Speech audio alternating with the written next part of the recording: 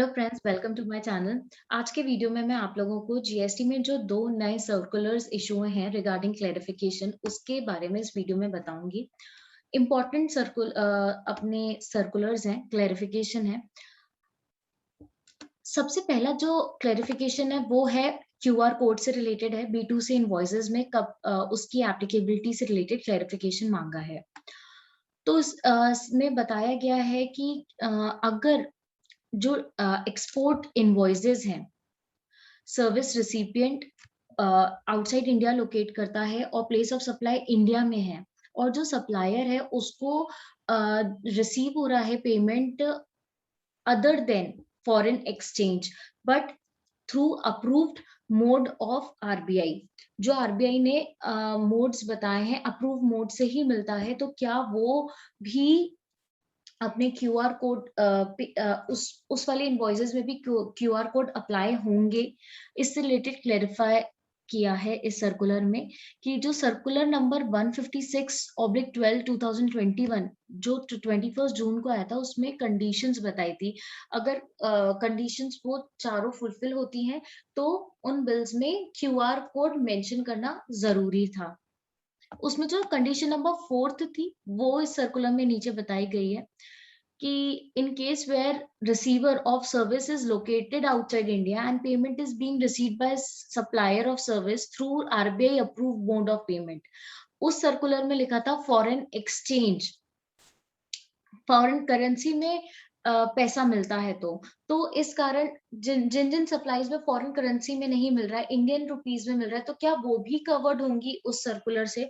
तो उसके लिए ये जो पॉइंट है, पॉइंट नंबर 4, उसको ही चेंज कर दिया है। अब कर दिया है wherever an invoice is issued to a recipient located outside India for supply of service for which the place of supply is India as per the provision of IGST Act 2017 and the payment is received by the supplier in convertible foreign exchange or in Indian rupees, he add कर दिया wherever permitted by RBI। Such invoice may be issued without having QR code. As such, QR code cannot be used by recipient located outside India for making payment to the supplier। तो एक तो ये clarify हुआ है। दूसरा जो important है वो है रिफंड से रिलेटेड। इसमें ये बताया गया है कि जो आपके कैश लेजर में एक्सेस कैश आपका रहता है, उसके लिए जब आप अप्लाई करते हैं रिफंड के लिए, तो आपको वो पूरा प्रोसीजर फॉलो करना पड़ता है जो अदर रिफंड से रिलेटेड है, जैसे टाइम लिमिट, फिर उसके बाद आपको डिक्लेरेशन सर्टिफिकेशन देना पड़ता है, देन वो एप्लीकेशन स्टडी होती है, उसके बाद ही रिफंड जनरेट होता है। कभी कभार तो रिजेक्ट भी हो जाता है, जबकि खुद के पैसे ही कैश लेजर में पड़ा उसके बाद भी आसानी से नहीं मिल पाता। तो उसी से रिलेटेड है कि अगर आपके कैश लेजर में एक्सेस कैश है, तो क्या टाइम लिमिट जो section 54 subsection 1 of CGST act में बताई है वो उस पे भी अप्लाई होगी। Whether the provision of subsection 1 of section 54 of CGST Act regarding time period within which an application for refund can be filed would be applicable in case of refund of excess balance in electronic cash ledger। तो बताया नहीं, ये नहीं apply होगी। आप without time limit जो section 54 subsection 1 में दिया है, आप अप्लाई कर सकते हैं for refund of excess balance in electronic cash ledger. इसके बाद बताया है कि जो सर्टिफिकेशन डिक्लेरेशन रूल 89 में बताए गए हैं, क्या वो भी अप्लाई होंगे इस रिफंड से रिलेटेड? तो उसको भी मना कर दिया है कि आपको कोई सर्टिफिकेशन, कोई डिक्लेरेशन देने की कोई आवश्यकता नहीं है। आप आराम से रिफंड एप्लीकेशन लगाएं और विड्रॉ कर लें इलेक्ट्रॉनिक कैश लेजर से।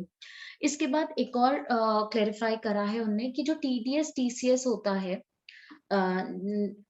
जो हमारे सप्लायर रिटर्न फाइल करते हैं, देन फिर हम टीडीएस टीसीएस रिटर्न सबमिट करते हैं, तो जो टीडीएस और या टीसीएस का जो पैसा है वो अपने इलेक्ट्रॉनिक कैश लेजर में आ जाता है। तो क्या वो भी रिफंड आप ले सकते हैं कि जरूरी है कि वो आप आपकी लाइबिलिटी के अगेंस्ट ही यूटिलाइज करें? तो इसके लिए भी बताया है कि आप उसका भी रिफंड ले सकते हैं। It is not mandatory for the registered person to utilise the TDS और TCS amount credited to his electronic cash ledger only for the purpose of discharging tax liability। सिर्फ टैक्स लाइबिलिटी आपको discharge करना compulsory नहीं है, आप उसको withdraw भी कर सकते हैं अगर आपका वो एक्सेस है तो। नेक्स्ट है कि रेलेवेंट डेट क्या मानी जाएगी for refund of tax paid on supplies regarded as deemed export. कौन से सप्लायर की या रिसिपिएंट की जो रिटर्न है वो मानी जाएगी relevant date for refund of tax. तो उसके लिए क्लेरिफाई किया है, जो एक्ट की लैंग्वेज है वो है in the case of supply of goods regarded as deemed export where a refund of tax paid is available in respect of goods the date on which the return relating to such deemed export is furnished. इससे काफी confusion हो रहा था, तो इसके लिए clarify करा गया है कि tax on the supply of goods regarded as deemed export would be paid by the supplier in his return।